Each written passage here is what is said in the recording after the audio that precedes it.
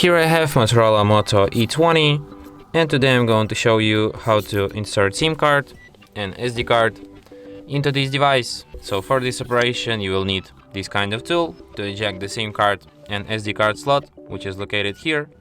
So what you need to do is to just put this slot inside the hole on the slot, and the slot will come out.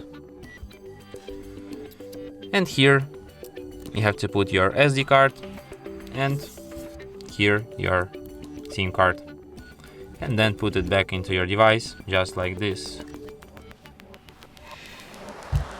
And as you can see, it immediately requires PIN code to my SIM card, which is the proof that SIM card is read.